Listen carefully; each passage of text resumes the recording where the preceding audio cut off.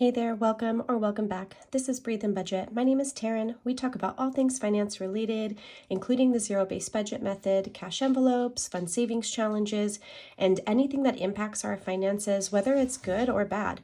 So if any of that is of interest to you, go ahead and hit that subscribe button. We would love it if you join our community here. And let's get into today's video.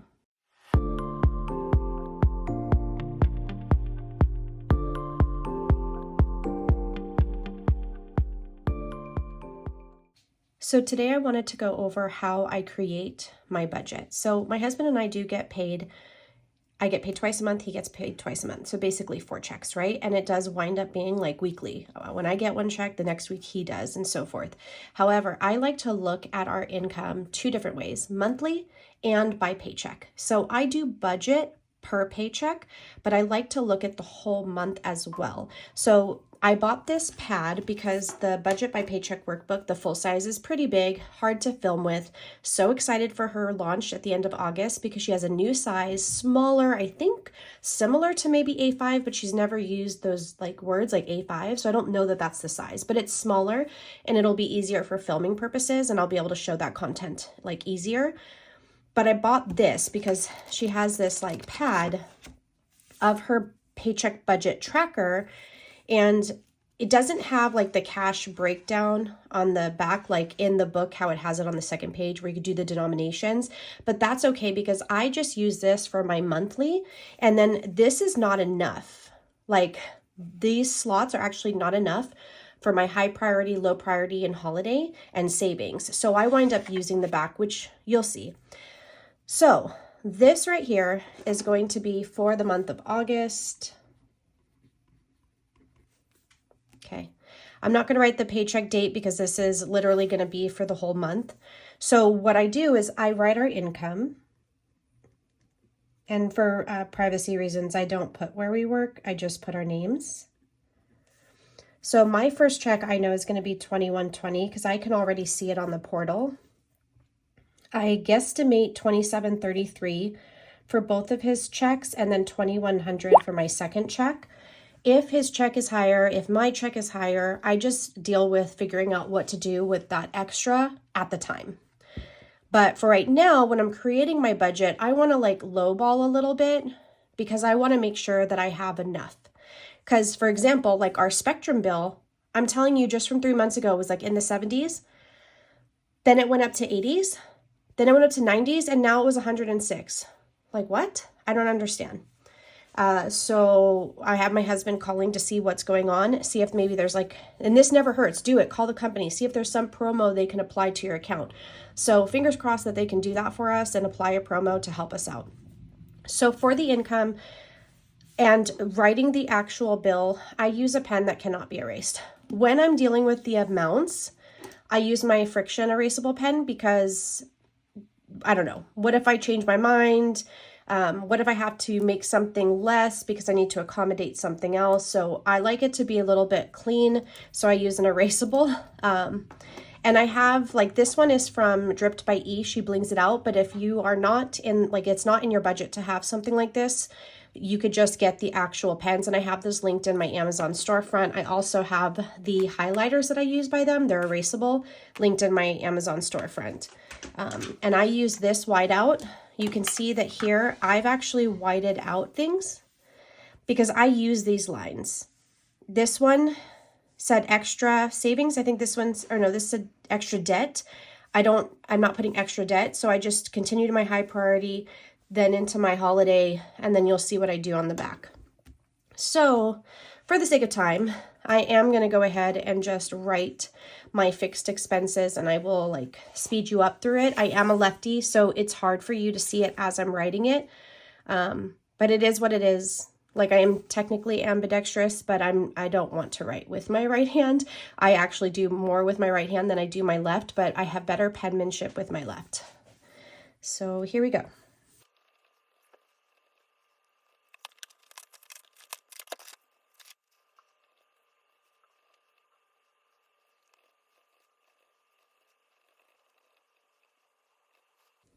All right, so for my fixed expenses, I did go ahead and just put the dates and the amount because these amounts don't change.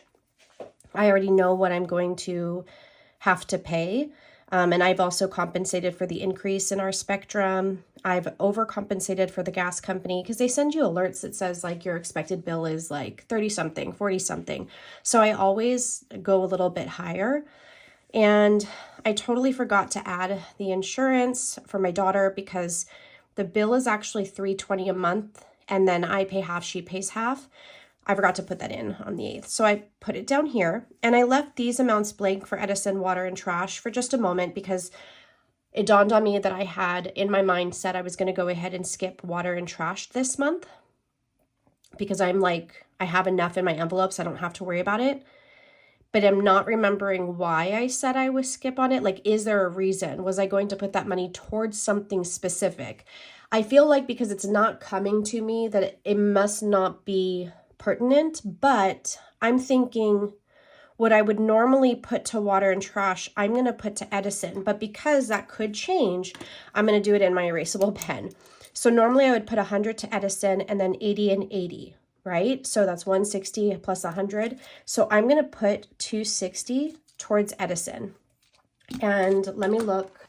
It's always good to have your binders nearby just so that you can see your categories and also see how much you have in those in those categories. I didn't want to say categories again because I keep saying it. So in Edison, I have 100, 200, 300, 400, 500, 20, 35. So 535 plus that 260 would give me 795. And considering that bill might be close to $1,000, I think that would be the smart thing to do. And then I would be asking them to set up a payment plan for the rest, which would not be that much, right? So as sad as it is for this money to go to them, because I would rather this money go to something else, I'm just hoping that once I talk to them, they realize there's a mistake and I don't owe that much. That would be like best case scenario. Worst case scenario, I am almost $800 prepared for this. So even though it sucks and I'm not happy about it, I'm not having to go into debt to make sure that I can fund that, right? So now let's go ahead and talk about variable expenses. All right, so variable expenses are going to differ for everyone.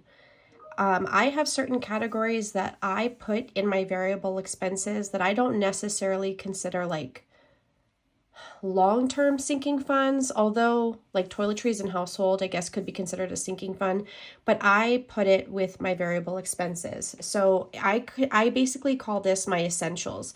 So this is my essentials binder. So let's talk about the categories really quick. I do have a video that goes over all my binders and all the categories I have, but just for the sake of this video. So I have my personal spending, my husband's personal spending, us. So this could be a date night. This could be 24 hours away, whatever. This is for us, him and I. We have dining out, nails, kids, toiletries, household, and miscellaneous. So I try to add to these using the first paycheck.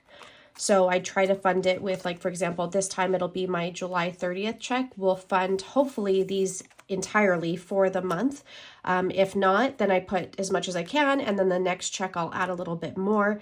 For my nails, though, I definitely need to add the full amount because my nail appointment is shortly. It's like within that week of the July 30th check, right? So I have to consider those things. That's another thing that I actually should have added to my calendar is when I got my nails done and when I go to yoga, just to make sure that I have that money set aside as I need it. But it is so part of, and like, it's just ingrained in my budget that I'm not worried about it. But this is my essentials. These are the things that I know I may change the amount month to month. Like, for example, if toiletries and household are fully funded at the 300 goal that I have, then I don't need to add. But if I have used some, which for both toiletries and household I did, so if you watched my weekly check-in, you saw I had to pull money. That means I'm not at the 300 I like to be, so I want to add a little bit more to build it back up to the 300. So we will start by writing the categories really quick. So also in my variable, I have groceries and gasoline. I don't cash stuff that. I am cashless for groceries and gasoline. So let me write that and explain. Okay, so for these two categories, I am cashless. So we have a separate checking account for these two categories. And what I'll do is I take the money. So each week that I put money towards this, I put that money into that checking account. I basically Zelle myself. I Zelle myself from my Chase regular checking account to my Ally checking account, which is what houses our gasoline and our groceries, okay? And then my husband has a card to this, and I have a card to this. So that is the way I suggest budgeting with a spouse for certain, not all, certain categories. He needs access to both of these. If I need him to pick up milk on the way home, he needs to be able to purchase it with the food money. If he needs to get gas, he needs to be able to purchase it from the gasoline money. When it comes to other expenses, like he doesn't need my nail money. I'm primarily the one with the kids, so he doesn't need that. And if he does need it, he can just pull it from the binder. It's accessible to him. Toiletries and household items, I take care of all that stuff. But this binder is kept at our home in our safe, and it is accessible to him at any time he wants to pull cash, and he'll come in and pull cash from his envelope. But for these two categories, I thought it was really important for him to have a card on him at all times. So we are cashless for these two. That is one way you can do like a cashless system if you don't want to deal with so much cash, is setting it up in an account specific to it, even if it means having a couple different checkings or even a couple different savings accounts. In Ally, I have savings accounts. I have, I think 4 actually. I have one for cars, home, pets, sinking funds. And then I have one for my Etsy taxes, so 5. In our home, I'm able to create buckets: vehicle registration, roadside assistance, insurance. In our home, I'm able to break it up: earthquake, septic, etc. So within each savings account, I can allot a certain amount to those various categories. So you can be cashless, you just have to track your spending. If you're just swiping the card and not tracking your spending, it is completely defeating the purpose, and I would not suggest that. And if you have that habit, then you really should try physical cash. Okay, rant over. Let me add the other categories.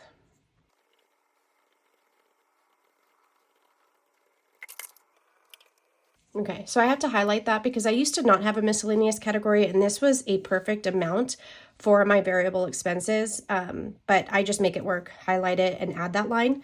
And then I also have pets in my variable expenses because I am still fluctuating with the amount on how much I want to put in my pet binder. And now that we have incorporated the chickens and we have like revamped the koi pond and it's now outside, that means there might be additional items that we need to purchase to make sure that it stays clean of algae when it is outside and has more exposure to the sun.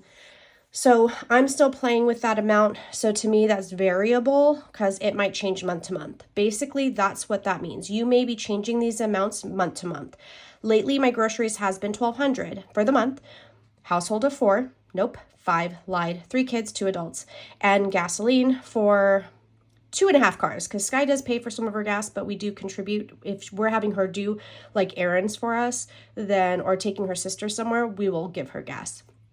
But generally, these amounts change. We used to do $800 for gas and $1,100 for groceries. And at one point, we were at $900 for groceries, but y'all know what's been happening with the amounts and prices for groceries and things like that.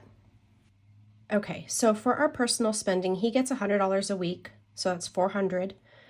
And I get $75 a week. So total for our spending is $700 for the month. Because again, remember, we're doing a monthly.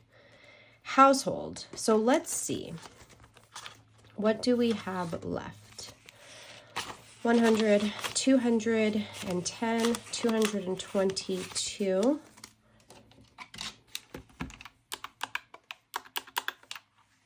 $78. I don't know that I want to put the full 78 in this month because we did just stock up on toilet paper, paper towels, cleaning supplies. So what I think I'll do, and again, I'm going to put this in my erasable pen just in case I change my mind. Let's see, if we wanted to put it to 250, we would need $28. So I'm going to go ahead and add $28 to household.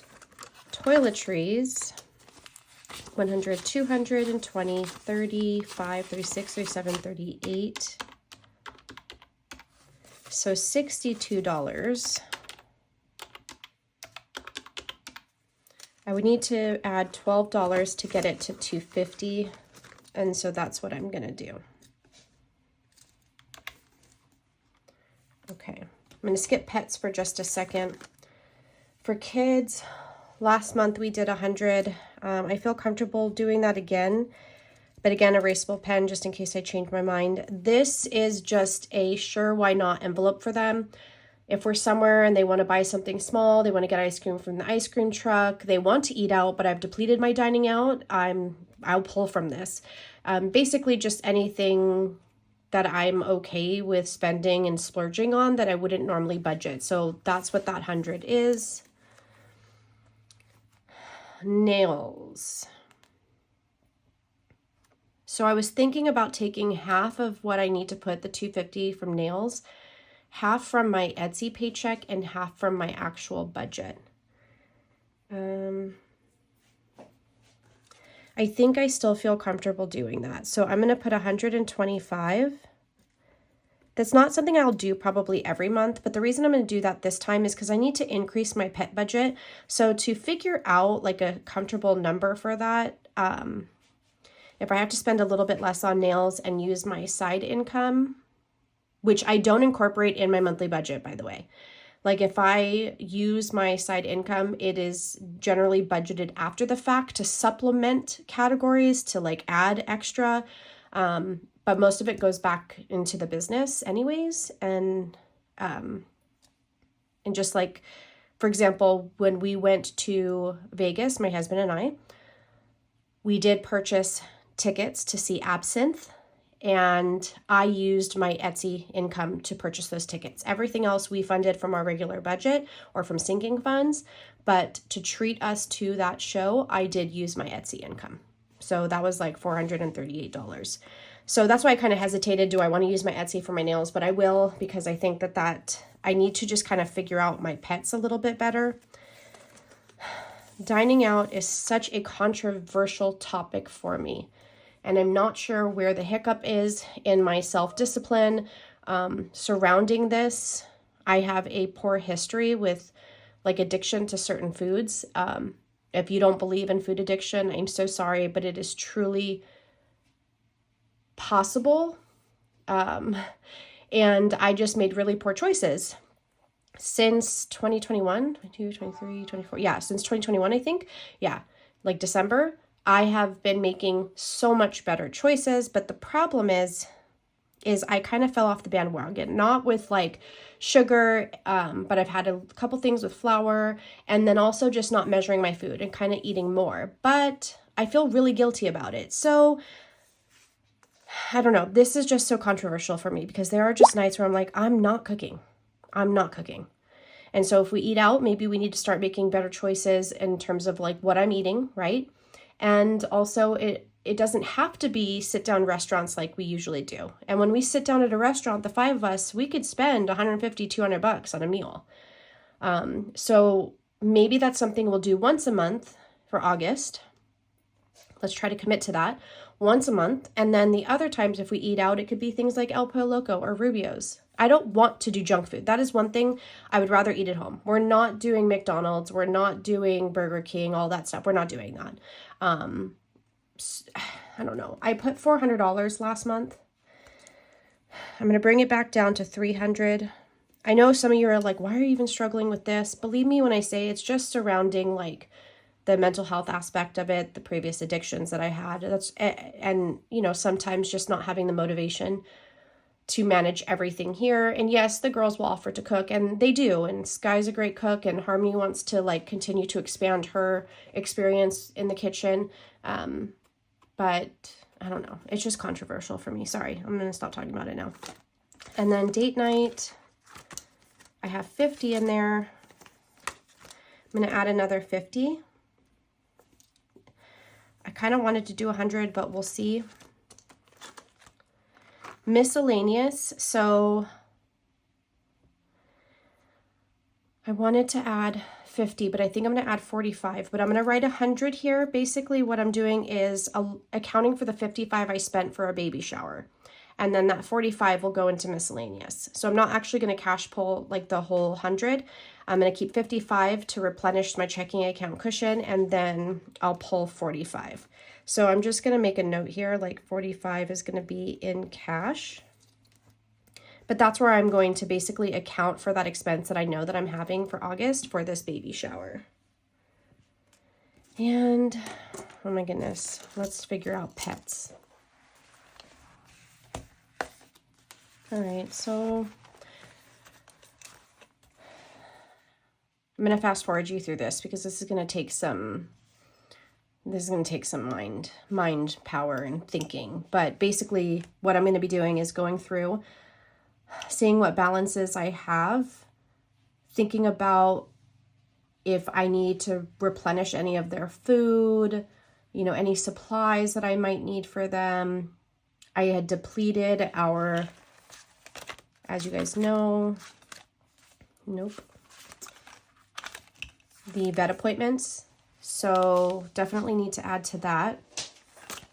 So let me just figure it out.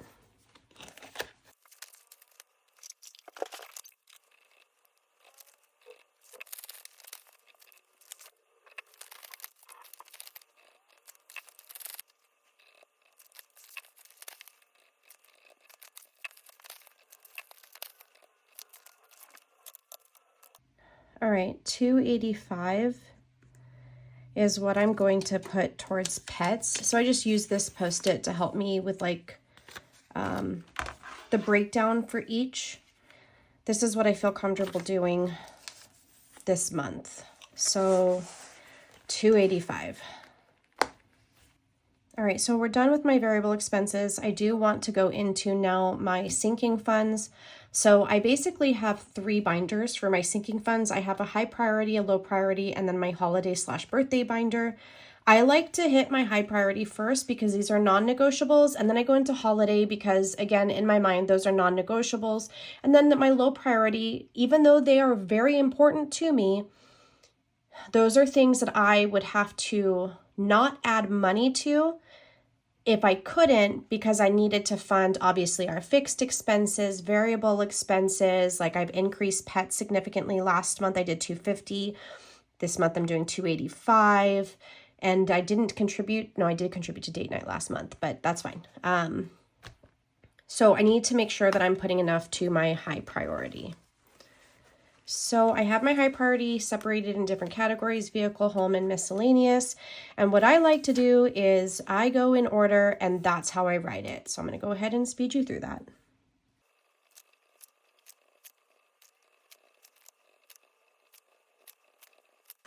Okay, so those are the categories that I have for my high priority. And I have generally set amounts that I put in each month for these. So for example, vehicle registration, I usually always put 100. I have 252 right now. We just paid the registrations. One was in February and then 2 were in July. Whoop-de-doo, we have 2 in July, which is so crazy to me, but you know, it is what it is. And then I also have to consider Skies, which I think is November, and it'll be due November this year. However, she's already cash stuffing for that. She has her own binders. She's 16, so she's already doing cash stuffing. I made her put $100 towards it already. If we have to pull from ours to help her, I will do that, and then I will just like, you know, add more the next time to make sure that we have enough for ours when they come around in 2025. I think that it's about 1,000. Okay, so yeah, our Can-Am is 232.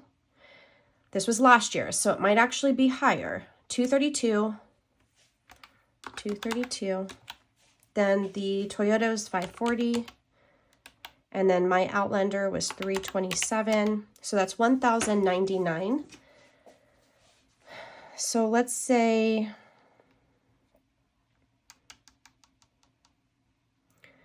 well, let's just say it's going to be 1,150. We're going to increase this, right? I already have 250. I'm not going to count that too. Minus 250. So I need $900 by July of next year. Technically, I already have, because the Can-Am's $272, I pretty much almost have the Can-Am, which will be due in February. So I don't look at my the date that everything would need to be cash stuffed as February. I think of it as July, because I know by February I'm going to have what I need. So let's say I need $900 by July. We are in July. So if I'm counting from August, which is what this budget is, so I have August, September, October, November, December, January, February, March, April, May, June. I have 11 months. So if I divide that by 11, it means that I really only have to cash stuff about $82 a month. Normally I put $100. But because right now I need to replenish my pet emergency fund, I'm actually going to just put 80. So I'm going to kind of switch gears here. I'm going to do 80 when I normally do 100. And that extra 20 that I would normally put here, I'm going to put towards the pet emergency. So I'm going to kind of make a note right here. Pet emergency is $274 that I have to replenish. Okay. So right now I'm able to like compensate and add like 20 to that, if that makes sense. Hopefully that makes sense. The whole point of this video is hopefully for you to see how I make it work for me, how I determine how much money do I need to put away every month to have this fully funded in time for it to be due. Vehicle maintenance is one of those where I just picked a goal. My husband thought $2,000 sitting in this account would be sufficient because this is not for vehicle emergency. We have $5,000 sitting in Ally in a high yield savings account for vehicle emergencies, but this is $2,000 for like tires, oil changes, windshield wipers, those types of things. So I usually put $200 a month, and I'm going to continue to do that. Roadside, in order to have this fully funded by May of next year, I only have to put $15 a month.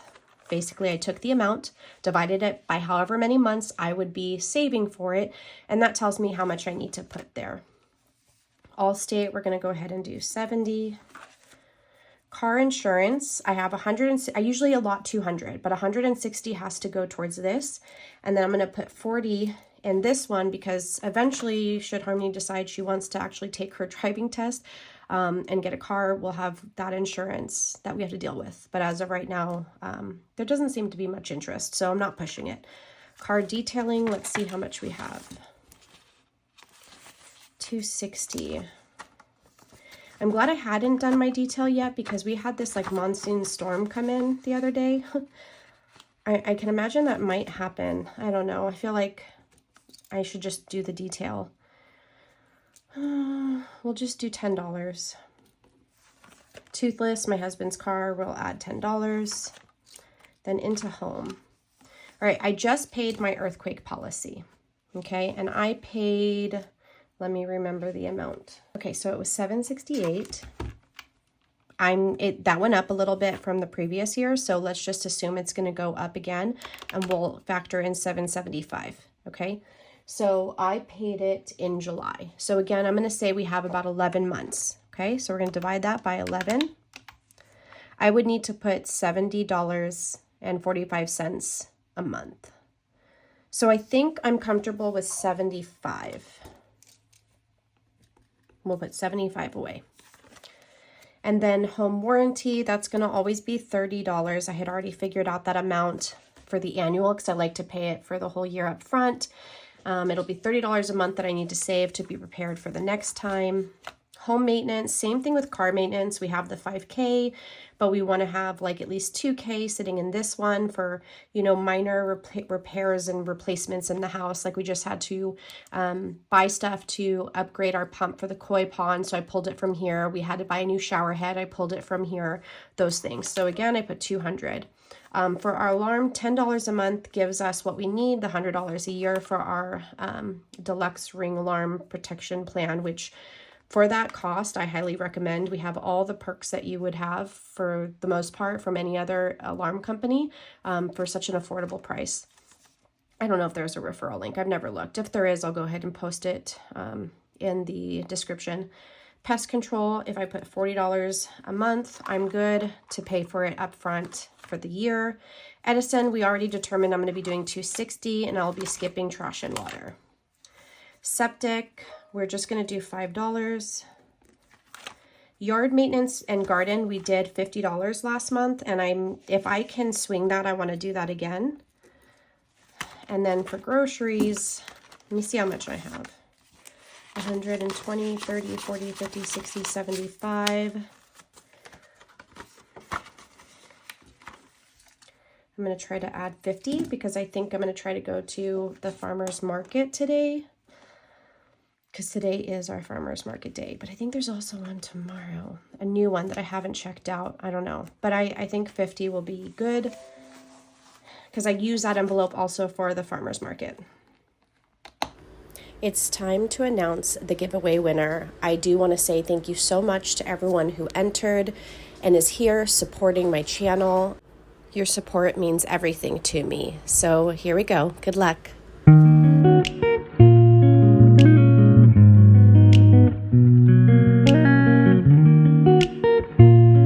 Congratulations. Make sure you reach out to me to pick which savings challenge you want and to provide me contact information so I can get your goodies sent out to you.